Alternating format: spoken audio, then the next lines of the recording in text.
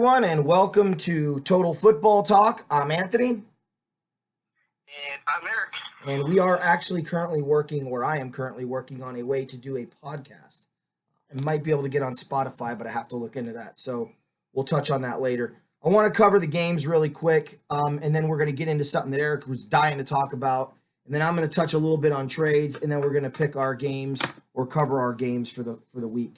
So this might be a little long, but I'm hoping to cut it short. Look, I'll be short and sweet. The game that I picked was New England and New York. The Jets are who I was afraid they were. So nothing really to say here. Sam Darnold didn't look good. The Jets look like a very bad football team, and once again, the AFC East in 20 years has done absolutely nothing to compete against somebody in their division. I don't know what else to say about it besides that. I will say one thing that I did like. Somebody had made a comment, and I can't remember for the life of me who it was, forgive me, but somebody had commented on our thing that if Jared Goff had made the statement Sam Darnold did about seeing ghosts, or if somebody had made that statement about Jared Goff, that they would be riding Jared Goff into oblivion about how terrible of a quarterback he is and how unprepared he is. Instead, what are the Jets doing? What are the announcers doing for Sam Darnold?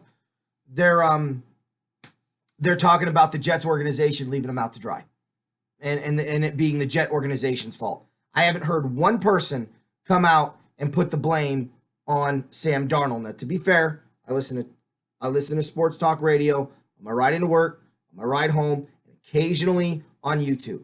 So if there is somebody out there, I haven't heard it. Not saying there isn't, but I have a feeling that if it was Jared Goff, I'd be hearing it a lot more frequently from a lot more places than I'm hearing from this. So it just shows you another example of if they love you, they'll protect you. And if they don't, they'll try to ruin your career. And they get away with it every single year. Anyway, that's my 2 cents. The Jets are who I thought they were. I would like to add that Kurt Warner came out a few days ago and said, can we quit making a big deal of Sam Darnold seeing ghost reference? If you ever played the position at NFL level, you've been in a situation where you've seen ghosts. Even the great Tom Brady, it happens and you have to fight against it. You have to fight against allowing it to affect you. So there's somebody who came kind of out towards Darnold's defense. Now, what Darnold did, throwing off his back foot multiple times, floating balls into the end zone, getting picked off, inexcusable young quarterback mistakes. Can he learn from it? Yes. He's not always going to face the Patriots defense every year, or every week, I should say. But it was literally atrocious. Like, I was wondering where Le'Veon Bell was. Robbie Anderson, who caught, a 92-yard touchdown pass the week before, was held to one catch and 10 yards. Jets, I'll tell you what, if you want to compete in the AFC East while the Patriots still have Tom Brady, you better shore up your darn organization. The Bills are close. They're close. They're just not there yet. The all-time winningest quarterback in Bills history is Tom Brady. Yeah. Well, and that's my point. That's my point, is the AFC East has done nothing in 20 years to compete against the New England Patriots. I've never seen anything like it in professional sports. Never. Ever. It's just never happened. But for whatever reason, I'm supposed to believe that the NFL has parity. There's more parity in the NBA than there is in the National Football League. And that's just a fact.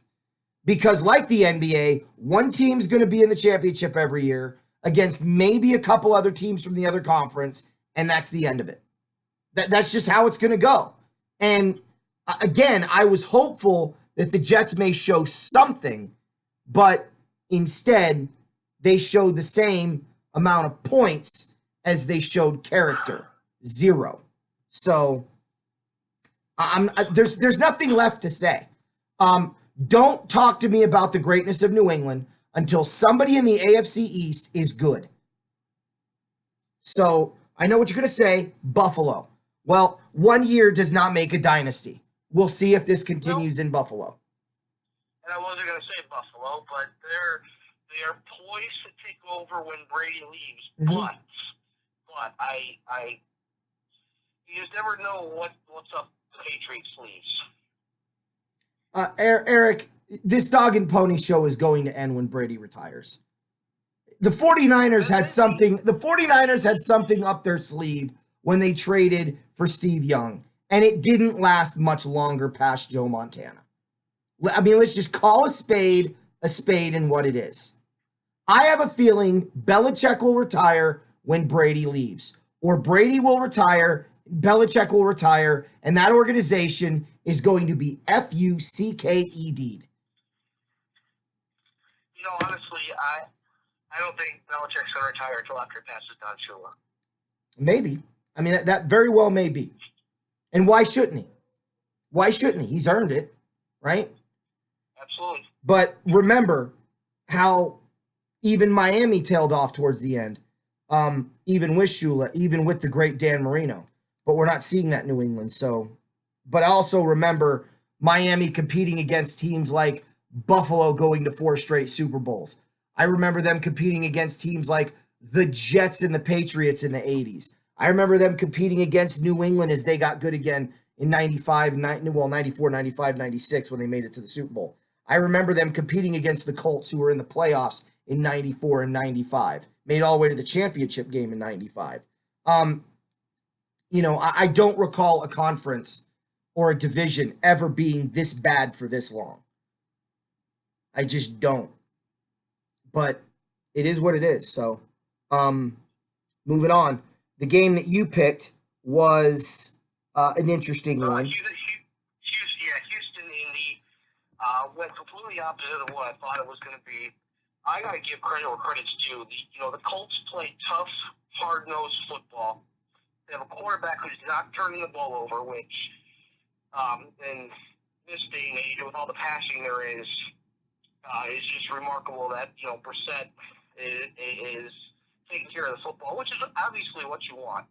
I didn't think it was going to go like this for Indianapolis this year so far, the way it has gone. No. So, tip of the cap to you, Frank Reich, for keeping the ship afloat. Their defense, they got Darius Leonard back. Their defense is swarming all over the field. They have a great left side of their offensive line with Quentin Nelson over there. They weren't able to run the ball much against the Texans, and the Texans were able to move the ball. However, Jacoby Brissett to Zach Pascal was like, who is this guy? I mean, I've heard of Zach Pascal. If you haven't, trust me, I almost had to take a double take, oh, yeah, that's right. I heard of this guy last year, one game. Yeah. But, hey, he made his presence known in this game. Eric Ebron made one heck of a catch in the back of the end zone for a touchdown. And the Indianapolis Colts were able to outlast the Texans. The Texans, it wasn't anything bad that they did to lose the game. They just didn't score enough points. Well, and with that, that's my point, is that I have more questions and answers at week 8 of the NFL season than I can ever remember. I don't believe the Colts are a scary team by any stretch of the imagination. And my question now is Houston maybe worse than people thought? Are they really as good as people thought they were? Obviously Indy's not as bad as we thought, but what do you make of the South? What do you make of the Texans? I mean, it's a mess. It's crazy. I mean, even Jacksonville, who's 2-5, looks good in doing so. Right. Indy isn't going to blow the doors off the building. I mean, when they went into Kansas City, they really just slapped them around and said, you know what? We're winning this game. There's nothing you can do about it. So then they had their week off. They come back. They play Houston. Houston's like, yeah, we're good. We know it. I'll tell you what. This is becoming a great rivalry. Yeah. I know Houston's been in the league for 14, 15 years now, but it's a great rivalry, one that's not talked about too often either. But Indy and Houston can really be a boxing match for the next decade and a half. I think it will be. If quarterbacks stay healthy, especially Deshaun Watson. I know he gets sacked a little bit more than Brissett. He puts himself out there a little bit more than Brissett. But as long as he stays healthy, man, that Houston-Indy rivalry is going to be one for the ages coming up. It's going to be interesting. Yeah, I just think here's the thing with Houston. They need to find their own version of Quentin Nelson and they can have an unstoppable offense. No, you want to know what you want to know how you fix the Houston Texans? Listen carefully. Trade Deshaun Watson to the Bears. Fire Bill Callahan. Calhoun? O'Brien. Callahan. God, I just got flashback to the 80s. Yeah, fire him. He's 0-1. Or 1-1. He's 1-2. Sorry. Whatever he is. No, I mean fire O'Brien. This guy is an absolute dumpster fire of a coach. He's lucky he has Deshaun Watson, because if he didn't, this guy would have been 4-12 and run out of the building a long time ago. He's a terrible coach. He doesn't know how to get his team up for big games, and this is exhibit 135. So, or exhibit Z, whatever you want to call it. That's their biggest problem. Yeah, they need to protect the quarterback, but as a coach, don't you devise a game plan to protect your quarterback? Not if you're O'Brien. So we'll see. I don't know what's going to happen. But anyway, let's go to, speaking of dumpster fires, let's go to your Bears. What the hell happened in Chicago against New Orleans? Well, I'll tell you what happened. I'll tell you exactly what happened. The Bears were given 2 weeks off. I don't think they practiced one little bit of their offense. And I said going into this game that I would rather have seen Trubisky under center than in the shotgun because of his shoulder, reaching up. But I'll tell you, watching every snap of that game, I'll tell you what they did from coming off their bye week to game time. They practiced shotgun snaps. They actually had, perfect shotgun snaps the whole game. And I want to congratulate the Chicago Bears on tying a 100-year-old record of only 7 rushes in a game, and 5 of those were by a running back. 2 of those were on designed jet sweeps, one by Cordero Patterson and one by Anthony Miller, who coughed up the ball right after halftime, which the Bears were down 12-10, and they ended up going down 19-10. And it was pretty much over from there. Now, everybody wants to rag on Trubisky, and you know what? I'm about to get there in a moment. But I'll tell you, this defense is getting gashed like you wouldn't believe. And I'll tell you why the defense is getting gashed. Because it's not because they don't have Akeem Hicks in the middle. No, the Bears shut down Dalvin Cook with no problems a few weeks ago when Minnesota came to town without Akeem Hicks. Okay? Not a big deal. Oh, hey, you know what? They could probably do it again when he goes to when he go to London and play the Raiders. Nope. Josh Jacobs, 123 yards, 2 touchdowns. Because the Bears decided to pretty much go to London the day of the game instead of a week before the game. So they really tired themselves out. Whatever, fine. Hey, 2 weeks to prepare, no problem. No Alvin Kamara. Hey, shouldn't be a problem. Latavius Murray. Hey, have yourself a field day, Latavius. Here, courtesy of the Chicago Bears. And the defense is like, you know what? Screw this. If we are not going to be able to get rest while our offense is playing, we don't care about the defense then. And that is what it's boiled down to. 6 drives in a row for the Chicago Bears against the New Orleans Saints meant less than 1 minute. They didn't have 100 yards till after halftime, total yards. That's how bad it was. They scored a couple garbage time touchdowns. Great. Who cares? Garbage time touchdowns, I put a little asterisk by in my head, saying, okay, it's like the 2015 Jacksonville Jaguars when they put up all those points in the fourth quarter when they were already out of games and Bortles, Allen Robinson looked like gold. Then they tried it again next year and it didn't work. Not going to work here. Not going to work here. Now, I was not the biggest fan in the draft. You weren't. Trading up to get Trubisky. You weren't. You wanted Watson. You wanted Watson. We already know this. I wanted Watson. Had I been in charge, we never would have gave up draft capital. We would have picked Deshaun Watson.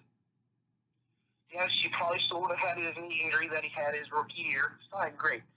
I know he's got DeAndre Hopkins, but In Chicago, we still would have gotten him Allen Robinson, and I think he would have a lot better of a run game and a better offensive line. Our offensive line this year, however, is in shambles. They can't open up the hole for an army of ants to go through. Mm-mm. The biggest problem, as I mentioned, Mitchell Trubisky. You know, it's funny. Everybody was ragging on Trubisky on Sunday. And then I watched Darnold play. I started laughing. And I know the defense is getting gashed, but man, when you have a quarterback who struggles with struggling, and when you actually watch a Bears game and watch Trubisky do his pre-read snap, okay, like he might just be turning his head to turn his head to make it look like he's reading a defense. Yeah. I would not pick up this man's fifth-year option. I would look for a quarterback in free agency to come in and compete with Trubisky. And if that means moving Trubisky to be a backup next year, I'm all for it. Well, possibly even selecting a quarterback in the following draft, hence if the NFL isn't on strike by then. So that's the very biggest problem. The other problem, offensive play calling. And who's our offensive play caller? No, it's not Mark Helfrich, the guy with the title of offensive coordinator. It is Matt Nagy, former NFL Coach of the Year last year. Yeah, His play calling is atrocious. I don't know if it's because of the limited abilities of Trubisky or if it's just Matt Nagy getting into his own head.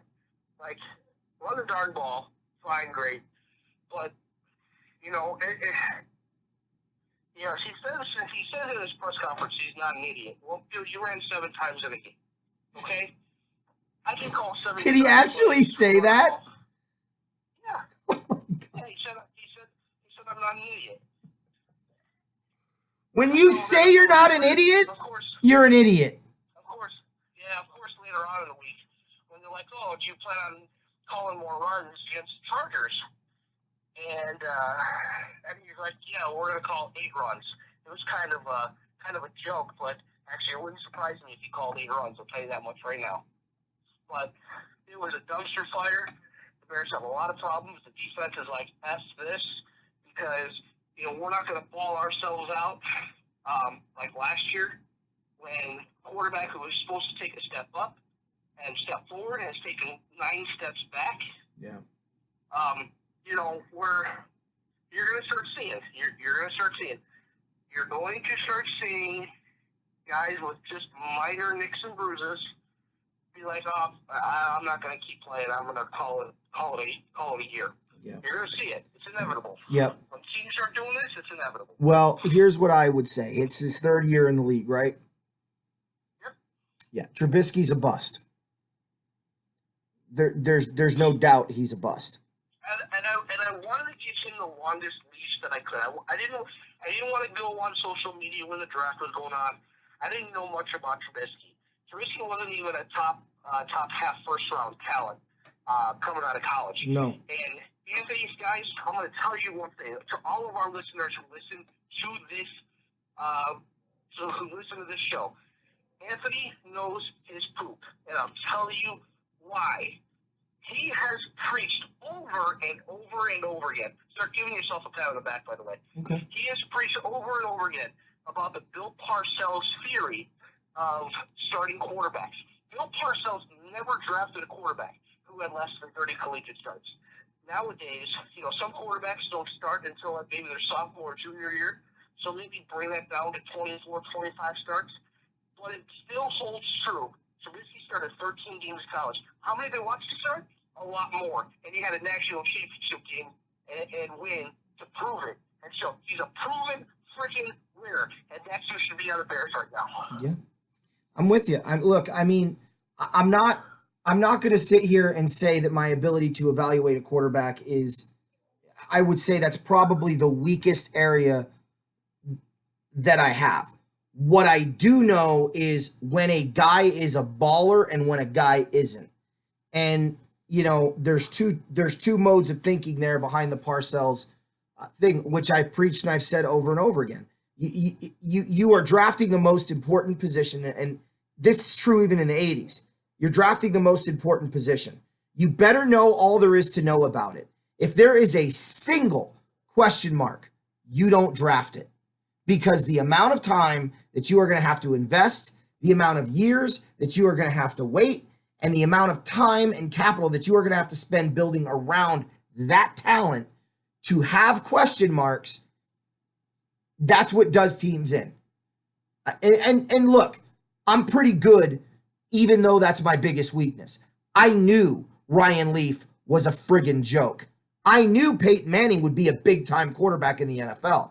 I also knew that Peyton Manning wouldn't be the guy you'd want under center in the postseason, right?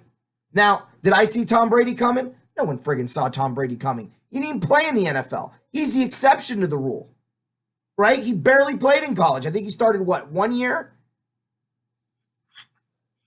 Had a few backups. Again, he's a freak of nature and an exception to the rule. But, it's when I see Jared Goff make the throws that he makes and do the things that he does, there's no comparison between him and Trubisky. Zero. Would you agree? Yeah, so let's move on to the Rams, because they looked really good against Atlanta. I said that. This is no surprise. I'm not going to sit there and be like, oh, the Rams made the right move and the Jalen Ramsey and who needs O-line? Before we move on to the Rams, I just want to say this, and I left this out, not on purpose. I'm going to tip my hat to the Saints. They came in, they played hard-nosed football. It's not always easy to win in Chicago, especially being a dome team from the South. But it was nice out. They came in, they ran the ball, they took advantage of the Bears' deficiencies. And 5-0 for Teddy Bridgewater. It's amazing. Averaging 240 yards passing, and the Saints had a loss to beat with Drew Brees being out. Yeah. And so Sean Payton somehow convinced Teddy Bridgewater to not take a starting job in Miami and take a backup job with New Orleans. I bet you he's happy he did that. Would you want to be in Miami right now? He's the highest paid backup in the league, but I don't know if Miami would still be going the way they're going if they had Bridgewater at quarterback a year ago or two. That's true. That's a fair statement. That's a very fair statement. All right, I want to get to the Ram game because I want to cover some things that we're going to talk about. So first of all, as far as this goes, yes, Jalen Ramsey played well. Yes, the Rams defense looks a hell of a lot better with Jalen Ramsey in the lineup. They're getting more pressure on the quarterback. But I want to say two things. Dante Fowler was this good before Jalen Ramsey showed up. So if you're one of those Ram fans that were like, oh, Fowler, we don't need to sign him, let him go, he's a bum. What are you doing? What are you watching? What were you watching? He's been the one getting all the pressures on the quarterback. And that continued. Aaron Donald is able to get more pressure on the quarterback. They're only going to be better defensively when Aqib Talib shows up. But they played Atlanta. And the Falcons are a dumpster fire. They're the biggest enigma in football. They had one of the best receiving cores in football. They have an MVP, proven winning quality quarterback. They had a good defense. What the hell happened to Atlanta? I think their hearts not only got ripped out in that Super Bowl by Tom Brady, but the essence of who all of the will to compete from every one of those guys was also torn out, because Atlanta has been a friggin' joke since that game. And the Rams, they did what you're supposed to do when you play a bad team. Offensively, Jared Goff looked amazing. But here's my concern. Todd Gurley is getting pissed off. He is getting angry at McVay. He is getting frustrated with the lack of attention and the lack of carries, and he is starting to lose interest in this offense. I worry about where the Rams are going to be when we need the stretch run and we need Todd Gurley. I'm afraid that he may be, I'm out, trade me. He's getting to that moment. Watch his attitude on the sidelines. He's not happy. He's not celebrating when the Rams are scoring. He's drinking water. He's kind of off on his own. He's got his helmet off. He's looking disengaged. This is what happens when you say, oh, you think Todd Gurley's what we need to win? Well, I'm going to show you we don't need Todd Gurley to win. And then you take your best player or one of your best assets and you put him off to the side and you revolve the team around other players. Now, yes, he needs to be a better man than that and accept that responsibility and try to earn his way back in the lineup. But it is really hard to be thrown to the curb to no fault of your own. So I'm watching this very, very closely. There's one other thing I thought was weird. When they were talking about the Ram and the Falcon game. The Rams went into this game 3-3, right, Eric? Correct. They lost Super Bowl last year, right? Right. So going into the game, what was McVay's record since the Super Bowl? 3-3. Right. You know what the graphics said in the second quarter? Oh, Lord. The graphics said that the Rams were 4-3 under McVay since the Probably Super were Bowl. after the game. Yeah, but this was the second quarter. There you go. Look, again, it's just another little bean in that jar. That's all I'm saying. Anyway, I knew the Rams were going to win. There's not much to analyze here either. There's a few things I'm looking at moving forward, but I do want to clarify one thing, and I'm sure that this is going to be one of the things that you lead into.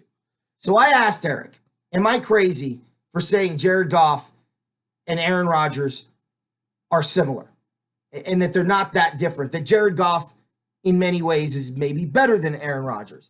And Eric, in a very kind and gentle way, said that I was a friggin' idiot. Which was the same reaction I got from James, one of our subscribers, which was the same reaction I got from people when I talk outside. So I'm going to acknowledge where I'm wrong. That Jared Goff is not better than Aaron Rodgers. That Jared Goff is not as good as Aaron Rodgers. But I will tell you, when his career is over, I will be very interested to measure Jared Goff's career career successes against Aaron Rodgers.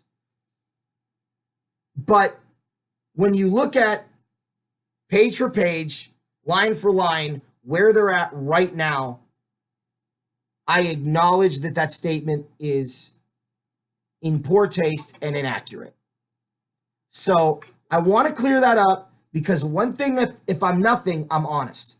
And if somebody's able to show me where I'm wrong, I'm not too proud to admit where I'm wrong. So yes, obviously Aaron Rodgers is better than Jared Goff. But again, I'm really curious to see where it's going to end up down the line. And maybe when the careers are all said and done, that stays the same.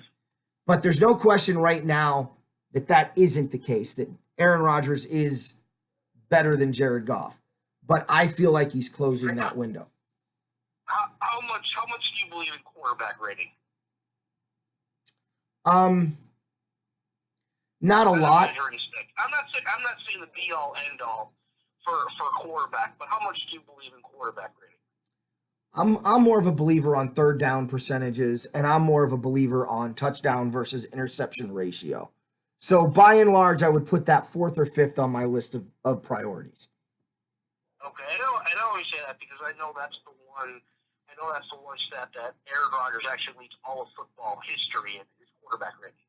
Say what you will about previous quarterbacks and what they did, I understand that. But when and I'm going to give an example here. When baseball writers and whatnot started caring about OBP, on base percentage, like then it was like, oh well, this person back in the '80s, only got on base at a 320 clip, but the guy today is getting on base, who is like 20 times better at a 380 clip. But the guy back then got one MVP, and it's like they didn't care about OVP. Like 20 years ago, if they didn't care about QB rating, don't bring it up. Yeah. Because your argument's gonna be lost at deaf ears. So, granted, I know Aaron Rodgers has the all-time highest quarterback rating, and he's done some good things in Green Bay. and he learned behind fire for a few years. And I just think that he might have been on crack or something when you said that. Well, like I said, what I told Eric is I basically break it down to three things, and this is where Eric, you know, this is where you can pat yourself on the back. This is where you kind of opened my eyes a little bit. So the question is, I had said, he's like, where are you getting that? And I said, well, first of all, he's not LeBron James, right? He doesn't throw his team or his players or his owners or his coaches under the bus. Even Jeff Fisher. And he's like, well, he's only had, one coach or two coaches, whatever you said, three coaches. But my argument to that was but Aaron Rodgers today, you cannot question the reason they have this head coach is because this is the guy Aaron Rodgers wanted. And when the insane start running the asylum, you got some problems within your organization. I from a character standpoint, I still think Jared Goff is better than Aaron Rodgers. Just from how he's going to protect his players, his teammates, and his team. He'll take all of it and look like a fool. Aaron Rodgers won't do that. But there are other elements to it, right? I talked about Jared Goff doing less with more and making players around him better. And the example that I used was Robert Woods. That Robert Woods in Buffalo was nothing. And then he came to LA and Jared Goff made him a superstar. Eric then turned around and said, if Aaron Rodgers had the Rams players, the Rams would be 60-0 every year and winning the Super Bowl. And, for you to say a statement like that about a Green Bay Packer really gave me pause and made me kind of question how I was analyzing Rodgers and maybe taking some blinders off and giving credit where credit's due. So for me, there were other factors outside of the norm. But when you start even looking at the numbers, touchdown interception ratio, wins versus losses, big wins versus big losses. I mean, obviously Rodgers has played more years, but he's got an advantage in just about every one of those categories. So anyway, I just want to clarify that. That was one of the two things I want to talk about. Eric, what did you want to touch on?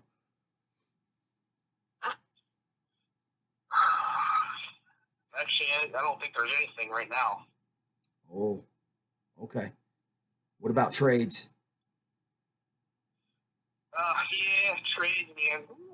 A little disappointed the Bears didn't get out of Emmanuel Sanders. I think I really, say what you will about the quarterback and the ineptitude, but when your weapons are Allen Robinson, who is a stud. And yes, I'm going that far and saying he's a stud because man, he is thriving, even though the Bears as a team is starving. Not, but he's catching everything like that's thrown his way. But when your number 2 wide receiver is Taylor Gabriel, and then Anthony Miller is in your spot, like one of your second best receiver, in my opinion, right now is a 7th round draft pick from last year, and his name is Javon Wims. Listen, the New York Jets are now shopping Robbie Anderson. Hello, Chicago Bears, give the Jets a call. You need a wide receiver, and yes, even though it may be for this year, because his contract's up after this year, wouldn't it be worth it to get another threat on the outside? Because you know what, your tight end still isn't healthy from off-season groin or hernia surgery, whatever the heck he had. Like, you need somebody out there who can be healthy and catch a ball or two. And I know Robbie Anderson can.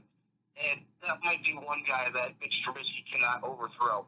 I mean, he might throw it out of bounds, but he's not going to overthrow Robbie Anderson going down the field. And that was the other point I wanted to make. I watched Mitchell Trubisky throw away a 4th down pass, and I just started shaking my head. I'm like, I would rather you throw a pick and try to make something happen than throw a ball away on 4th down. Like, you might as well just punt it. That's no football awareness. That's zero football awareness.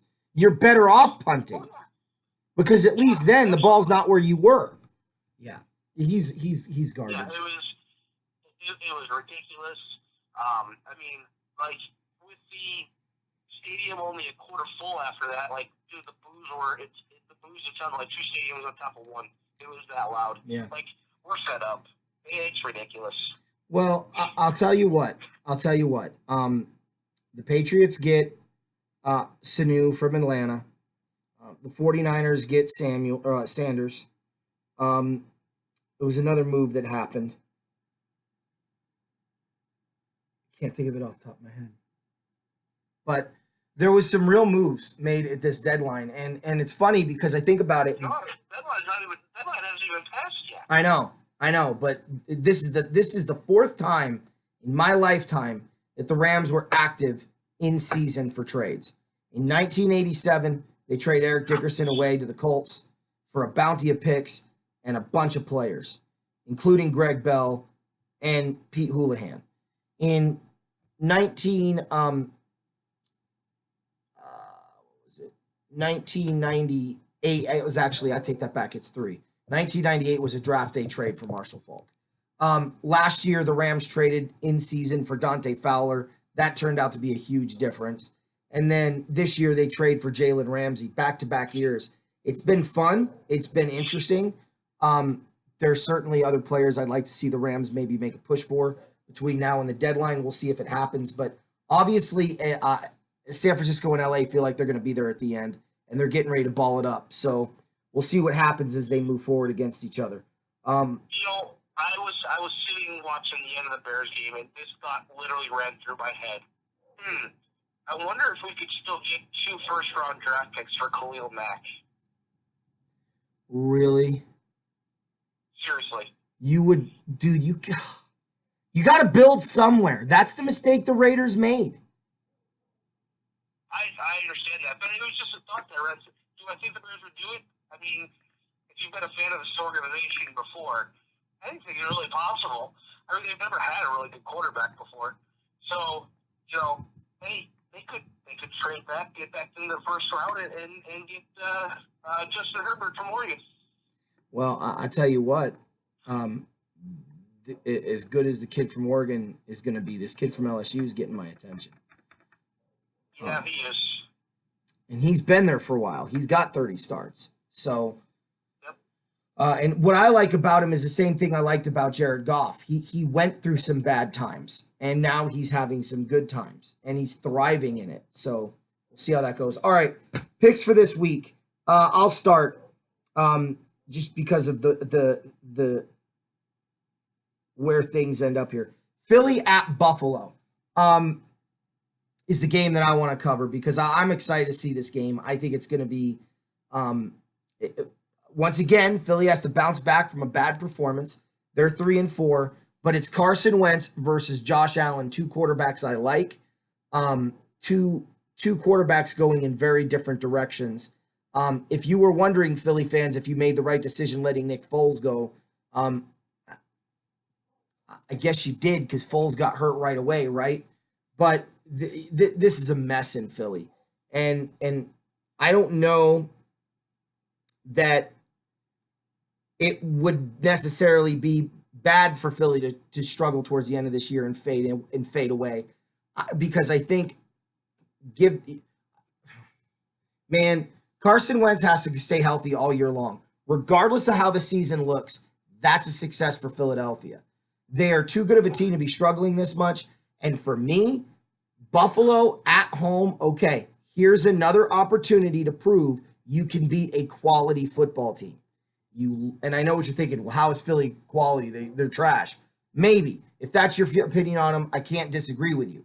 But talent-wise, guys on the field, this is one of the better talented teams they would have seen since New England. So I'm really curious to see how they're going to respond with that Eagle defense. Are they going to be able to run the ball?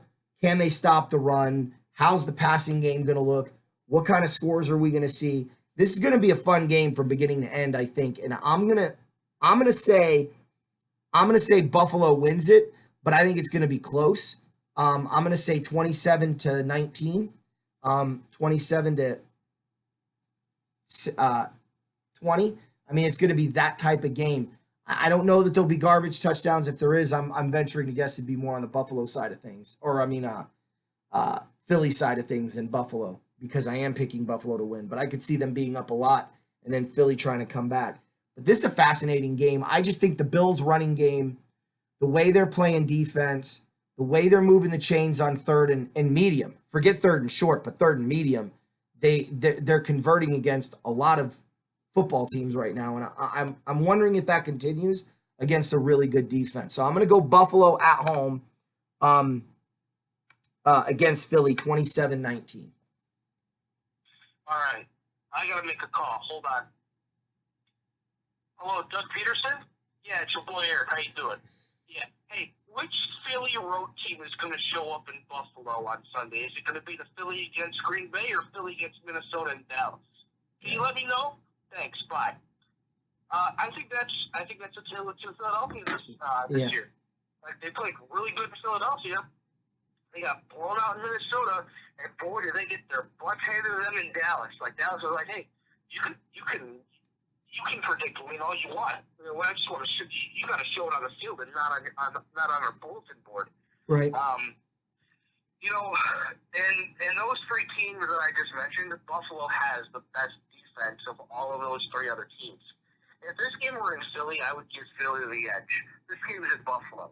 That crowd is going to be raucous. Like, Buffalo fans, they want what Philly is still living off of, and that's that Super Bowl victory from a couple of years ago. They want that. They want a Super Bowl. Yeah. But, you know, with Philly's defense still not 100%, I mean, Jurgen is out. Their other defensive tackle who's been out for already about 3-4 weeks, and his name escapes me at the moment, but he's out. So they're not fully healthy. Deshaun Jackson is still not back from a soft tissue injury that he suffered back after the Washington game in Week 1, and he just hasn't been out there. So there's definitely something. I think it's more mental than anything with him. But Philadelphia, I mean, who knows if they're going to be able to run the ball? I mean, with the two-headed monster attack of Miles Sanders and Jordan Howard, I mean, it's a great attack, especially once they get the lead. I don't think they're going to even get a chance to get the lead in this game. Buffalo's defense, if it performs anywhere like they did against New England, Philadelphia is going to be lucky to score 10 points. I think it's going to be a little higher scoring with Buffalo and a little lower scoring with Philly. But, you know, I'm liking a 30-13 game, maybe a 30-16 or 17 game, somewhere around there. I think Buffalo scores quite a few touchdowns. So you got them blowing them out. All right, Eric, go with the game you picked. All right, two old NFC West rivals, Carolina and San Francisco. How that's possible, I have no idea. The NFL was I can't explain what the NFL does sometimes. But I like this game because I'm excited to see what Kyle Allen is going to be able to do in a more hostile environment with San Francisco's defense that is just coming alive. Nick Bosa being just a freak of nature on that side for San Francisco, and Richard Sherman covering either Samuel or DJ Moore. And I know they're focused. They're focused on stopping Christian McCaffrey. You know, they watched film on how the Bucs did it twice. And it's amazing the Bucs have been able to do it not just once but 2 times. And I know San Francisco wants to copy that, but you also have Kyle Allen, who is on point with his throws. He has not gotten picked off yet since he's been named the starter. And then, you know, then you have Greg Olsen just trolling down the middle saying, hey, guess what? I'm open over here. I know you don't throw to me much, but throw to me this week, and you won't regret it. So I love what Carolina's offense has been doing. Their defense, I still think that they can be better on defense, but I'm really excited for this game only because I want to see how San Francisco's offense actually looks against Carolina's defense. And I say that because there is no way in heck that Jimmy Garoppolo has peaked at his best as a quarterback yet that we have seen in San Francisco, regardless of what his record is in San Francisco. I don't think we've seen the best of Garoppolo. I don't think we're going to see it against Carolina, but I think they do just enough to beat the Panthers. I think McCaffrey still does have a big day, but I think this is a close game, a 27-24 49er win. See, I'm not saying this because I'm bitter. I think the 49ers are probably going to win the division, and I think they're going to go a lot farther in the playoffs than the Rams. I'm just going to put that out there right now. But I will say this. This is the first 49er loss of the year. You've got a rested Carolina team who can stop the run now, right? They've got a running back that is all world playing at a high level. You've got to account for him. Well, then you can't account for Kyle Allen in the passing game. The Panthers defense is no joke now. I know that they just added Sanders, but that's going to take time to happen. And I think they're going to take the runaway. And I think that Garoppolo is going to have a better day than he's had in a while. But let's not forget the last time the Niners were at home and the running game was taken away. They struggled. He almost threw the game away to Pittsburgh. Now they end up coming back, but that is against Pittsburgh. Carolina, I think, has a better defense this year than the Steelers do. So I'm looking at this game and I'm going, ooh, this is not a spot the Niners want to be in. They're flying high. They're 6-0. They're believing the hype. They played like garbage against Washington and won. And you'd think that that's a wake-up call game, but not for a young team that's still feeling its oats, that's realizing, oh my God, look at the separation we have from LA. We got this division. There is going to be a lull in San Francisco, and it is going to bite them in the rear end, and it is going to be a Panther-sized bite out of their derriere. I think Carolina goes in, and I think they pull the upset 23-20 over San Francisco. It'll be a good game. It'll be close, but I just think Carolina's ability to stop the run and the fact that they're not a one-dimensional football team like the Rams have been of late, like the Browns tend to be when the passing game doesn't click, that running game isn't good enough to beat you on its own. Carolina's is. And this is in Washington. So I think there's going to be a lot, plus they're rested. I just think there's a lot of things in the advantage camp for the Carolina Panthers that I think you're going to catch the 49ers a little bit by surprise. So I'm going to go with the Carolina upset here, 23-21. But I'm not picking the Niners to lose many games. I'm really not. As a matter of fact, if the Rams lose, what are they, they'll be 5-3 after this week. So I would say if the Rams lose 2 more games, the Niners wrap up the division. Because I don't think the Niners lose more than 4 games this year, maybe 5 at the most. And that would be a surprise. So it's not like I'm going to be picking against the Niners frequently from here on out, but I just got a feeling that this is Carolina's game to win. Okay. Do you want to do, the Ram game is garbage, so we'll just jump to that one. Rams Bengals. This is the type of game the Rams would lose. Let's just be honest.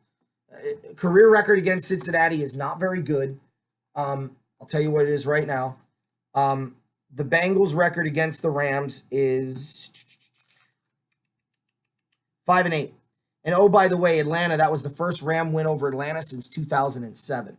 Let that sink in. But as bad as the Rams have been in their history against Cincinnati, not this Bengal team. Not this Bengal team. They can't protect the quarterback. They don't have anybody that is going to beat Jalen Ramsey, and the Rams could put a third-string corner on their other wide receiver and do just fine. So there's still no A.J. Green. There's no running game whatsoever in Cincinnati. They've checked out. This is 41-0 Rams. I'll just say 41-0. Do I think it's going to be that high? No, but I'd rather guess high and nail low than the other way around. But I'm looking at this game, and I see pick sixes. I see sack strip fumbles. I see defensive touchdowns. I see special teams touchdowns. Certainly lots of field goals. I see Jared Goff having all kinds of time because that Bengal defense, as good as that defensive line is, they're not putting pressure on quarterbacks. And it's in London. And the Rams have been there. And the last time they were there, they won 33-0. So I don't like this matchup at all for Cincinnati. I think the Rams see that there's a bye week waiting for them at the end of this game, an opportunity to get to 5-3, lick their wounds, look at their schedule and go, well, the Bears aren't as good as we thought they were going to be. The Ravens aren't as good as we thought they were going to be. Dallas isn't as good as we thought they were going to be. We damn near competed with San Francisco playing the worst game of the year. We should have beaten Seattle, and we've got Arizona twice. They're going to be feeling really, really good about the next few weeks. coming out of the bye week, and Pittsburgh's garbage this year. So I think that this is going to just, the Rams are going, I think they're going to go all in, knowing they got to win this one. They cannot lose this game. Hit that bye week with a 2-game winning streak and some momentum and some optimism about the schedule down the road. I think it's going to be 41-0 Rams. Yeah, Cincinnati is bad. If you lose to Cincinnati, Delete the team. That's not going to happen. It's not going to happen. Yeah. This is a great game in the matchup to get the running game back going. Okay, just feed Gurley the ball. Like, give it to him 20 times and see what he does. Okay, you have a bye week coming up afterwards, so this way he can get his rest after that. I'm going 38-10 Rams. I don't think you're going to shut them out. Do I think that Cincinnati's going to be able to run the ball? No, because everything that I see from Joe Mixon is carry 1 yard, carry 2, -4 yards, carry 3, 1 yard, carry 4, no gain, carry 5, -2 yards, pass, catch, 1 yard. Like, do they have nobody in front of Dalton blocking? I mean, does Dalton hike the ball to himself? Like, block somebody.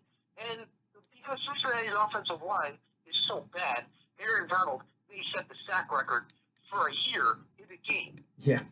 As long as Joe Mixon doesn't pull a Devontae Freeman and be like, hey, I'm going to challenge you, Aaron Donald. Joe Mixon should survive this game, but it may not be pretty.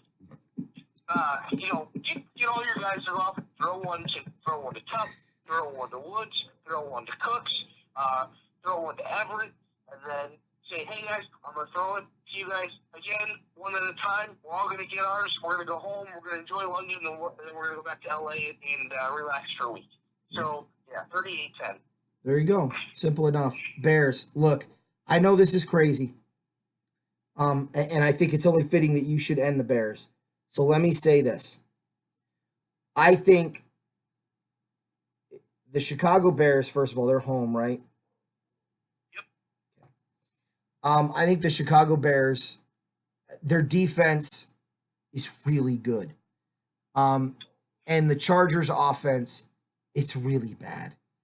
And I think not really bad like Bengal or Dolphin bad, okay? Let's put things in perspective. But it's not New Orleans Saints good. And Phillip Rivers ain't no Teddy Bridgewater anymore. Is he better than Teddy Bridgewater? Yes. Relax yourself, MM forever. Not that you're the one that, more like James. Calm down. I'm not saying that. Okay? But what I am going to say is that right now, the mobility factor isn't there. Melvin Gordon is just MIA since he came back. Eckler's going to be good. I think this is going to be a back and forth game. But I'm not impressed with San Diego. I'm not impressed with Phillip Rivers this year. I'm not impressed with the Chargers defense overall this year.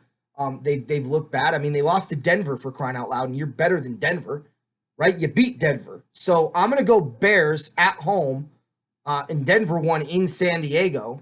And yes, I'm saying that on purpose. Every time.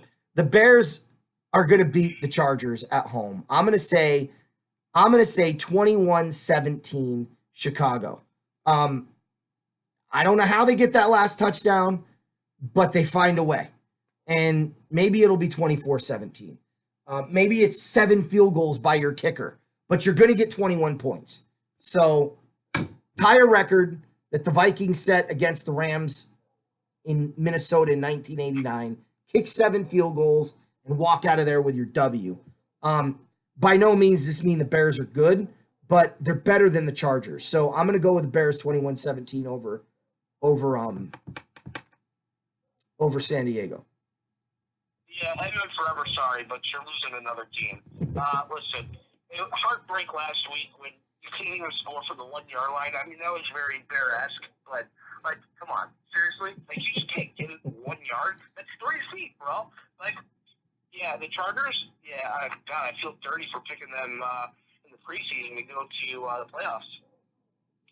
I picked the Bengals. Don't worry about it. Yeah, you picked the Bengals. But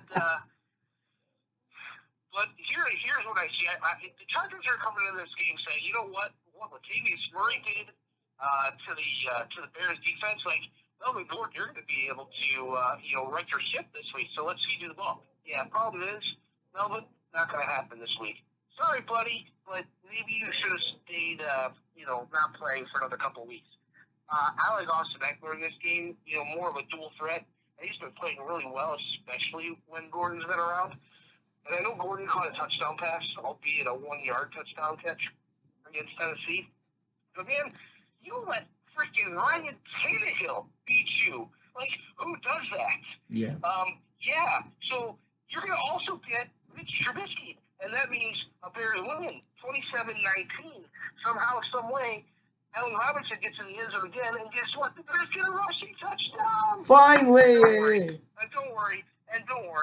Khalil Mack is going to strip sack Phillip Rivers. The Bears are going to score a defensive touchdown. You heard it here first. Okay, there we go. Those are our picks. Love them, hate them, agree with them, disagree with them. Again, I just want to reiterate one thing. This Ram win would have happened before the Jalen Ramsey trade.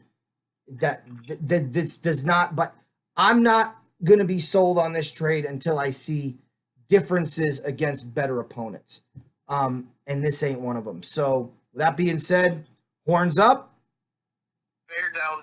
Go Rams! Go Bears. Boo Bears. Bye.